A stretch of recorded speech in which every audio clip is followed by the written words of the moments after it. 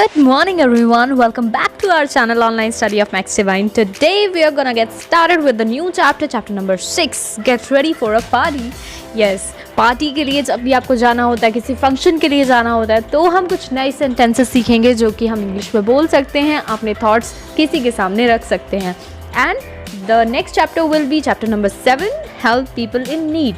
जब किसी की कोई ज़रूरत होती है, कोई नीड में होता है, कोई ज़रूरतमंद होता है और आपको उसकी हेल्प करनी होती है, तब आप किस तरह के सेंटेंसेस को यूज़ कर सकते हैं. So I hope you are all excited. So let's get started with this new chapter. Okay, सबसे पहला सेंटेंस जो है वो मम्मी बोल रही हैं. Mummy, let's get ready for the party. चलो जल्दी से हम पार्टी के लिए तैयार हो जाते हैं, या हमें पार्टी के लिए तैयार हो जाना चाहिए. तो यहाँ आप समझ रहे हो, ये आप आपस में भी बोल सकते हो. इवन आपको किसी फंक्शन के लिए जाना है, किसी की मैरिज सेरेमनी के लिए जाना है, तो आप लोग भी आपस में बोल सकते हो, या अपने फ्रेंड से बोल सकते हो, अपनी मम्मी से बोल सकते हो, किसी से भी. Even you can use this sentence. Now Payal reply करती है, बट वाई मॉम, मगर क्यों माँ, there are still 2 hours to leave. अभी भी 2 घंटे हैं जाने के लिए. मम्मी, See Payal, देखो पायल, you take a lot of time to get ready and other thing is that we have some work to be done on the way. तो अब वो उसकी मम्मी कह रही हैं कि देखो पायल, एक तो तुम्हें बहुत वक्त लगता है तैयार होने में, गर्ल्स प्रॉब्लम है ना, सभी को होती है. एंड दूसरी चीज़ क्या है कि हमें काम भी करना है रास्ते में जाते हुए. Payal, okay mom, I just go and get ready. ठीक है, मैं जाती हूँ और मैं तैयार हो जाती हूँ. देखो कितना ईजी और कितना यूजफुल सेंटेंसेस हैं ये. अभी ऊपर बोला ना, you take a lot of time to get ready, तुम्हें बहुत वक्त लगता है तैयार होने में. आप आपस में भी बोल सकते हो. And then I just go and get ready. ठीक है, मैं जाती हूँ और तैयार हो जाती हूँ. तो गेट रेडी यूज़ करते हैं हम जब हमें तैयार होने के लिए हम बोलते हैं कि हाँ हम तैयार हो जाएंगे. तो mummy, good, you should wash your face, तुम्हें अपने मुंह धो लेना चाहिए, एंड हैंड्स, और अपने हाथ धो लेने चाहिए बिफोर गेटिंग रेडी, तैयार होने से पहले. पायल, येस मॉम, हाँ माँ, आई विल डू सो, मैं ऐसा ही करूँगी. जब आपको ऐसा बोलना हो कि मैं ऐसा ही करूँगी जो आपने कहा है, तो आप इस तरह से बोल सकते हो, आई विल डू सो. ठीक है, मैं ऐसा ही करूँगी. Mummy, you should wear your traditional clothes, तुम्हें अपने ट्रेडिशनल कपड़े ही पहनने चाहिए. That will look nice on this occasion, और वो इस अवसर पर बहुत अच्छे लगेंगे. पायल, बट वाई, मगर क्यों माँ. Mummy, because we are becoming a part of a traditional Indian wedding, क्योंकि आज हम एक ट्रेडिशनल यानी पारंपरिक इंडियन भारतीय शादी का हिस्सा बनने वाले हैं, यानी वेडिंग सेरेमनी है. Payal, but mom, what will you wear, तो आप क्या पहनेंगी माँ. मम्मी, I was thinking to wear my red sari, तो मैं अपनी लाल साड़ी पहनने की सोच रही हूँ. मतलब अगर आप कुछ सोच रहे हैं करने की, तो आप इस तरह से ये फ्रेज़ यूज़ कर सकते हैं, आई वाज थिंकिंग टू. ठीक है, उसके बाद में जो भी आप करना चाहते हैं वो. तो I was thinking to wear my red sari. Payal, no mom, red sari doesn't suit you, लाल साड़ी आप पर अच्छी नहीं लगती. अब यहाँ सूट करने की बात को भी आप अपना रख सकते हैं. I think you should wear blue sari, मुझे लगता है कि आपको ब्लू साड़ी पहननी चाहिए. You look gorgeous in that, और आप उसमें बहुत शानदार लगती हैं. Mummy, I must say you have a good choice, मुझे कहना पड़ेगा कि तुम्हारी अच्छी चॉइस है बहुत. तो अगर आप इस तरह के सेंटेंसेस को यूज़ करते हैं, तो आई होप कि आपको बहुत इजी भी रहेगा, आपको अच्छा लगेगा, और आपकी प्रोनाउंसिएशन एंड फ्लुएंसी बहुत ज़्यादा बढ़ जाएगी.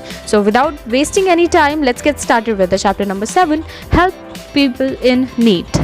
Grandpa, whenever possible we should always help people around us. Grandpa बोल रहे हैं कि जब भी हो सके, whenever possible, जब भी संभव हो, तो हमें अपने आसपास के लोगों की ज़रूर मदद करनी चाहिए. रोहित, यस ग्रैंडपा, हाँ दादाजी, when we help others, जब भी हम दूसरों की मदद करते हैं, then others also help us, तो दूसरे भी हमारी मदद ज़रूर करते हैं.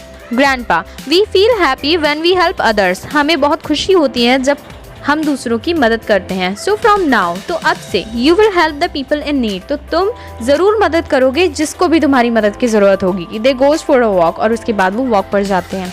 रोहित, ग्रैंडपा, दादाजी, look at that old lady, आप उस बूढ़ी औरत की तरफ देखिए. She is unable to cross the road, वो ये सड़क पार करने में अनेबल हैं.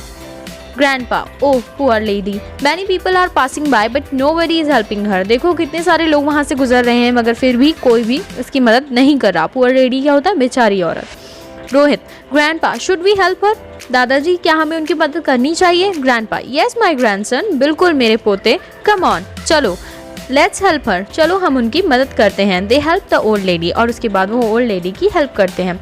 Rohit, I am so happy after helping her, मुझे बहुत खुशी हो रही है उनकी मदद करने के बाद. नेक्स्ट डे, अगले दिन, Rohit goes to school, Rohit अपने स्कूल जाता है. And meets a new boy, और एक नए लड़के से मिलता है.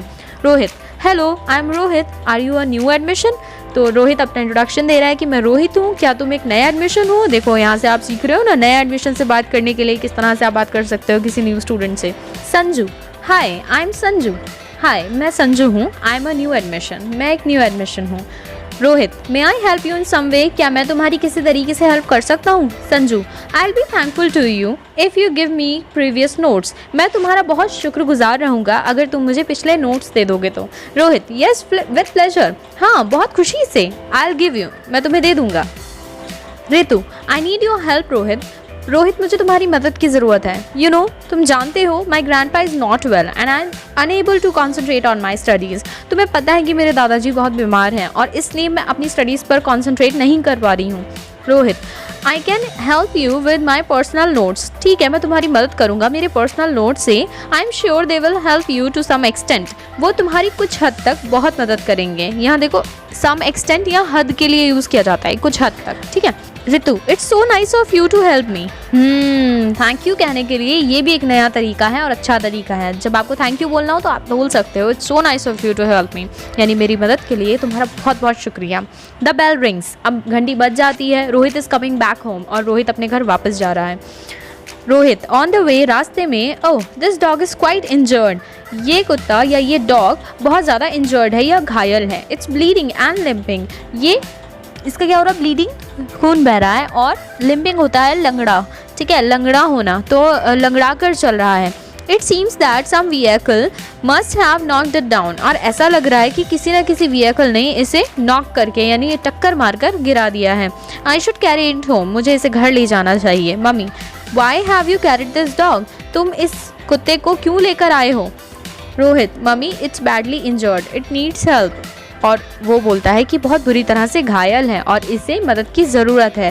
Rohit carries the first aid box and bandages the dog, और रोहित क्या करता है? फर्स्ट एड बॉक्स उठाता है और उसके बाद बैंडेज कर देता है डॉग को, यानी उस पर पट्टी बांध देता है। तो इस तरीके से आपको यहाँ से क्या सीख मिली कि आपको भी एक हेल्पिंग पर्सन बनना चाहिए, आपको हेल्पफुल होना चाहिए। कोई भी अगर आपसे हेल्प मांगता है तो उसकी हेल्प ज़रूर करो, ठीक है। या that is it for today. और आपको जो होमवर्क है, मैं कुछ इससे रिलेटेड आपको वर्क दे रही हूँ जो कि आपको मिलेगा क्लास में। आप जाइए और क्लास में चेक कीजिए मैंने आपको क्या क्या सेंड किया है और मैं क्या क्या बता रही हूँ, तो अच्छे से समझ लेना। And that's it, good bye, see you in the next class.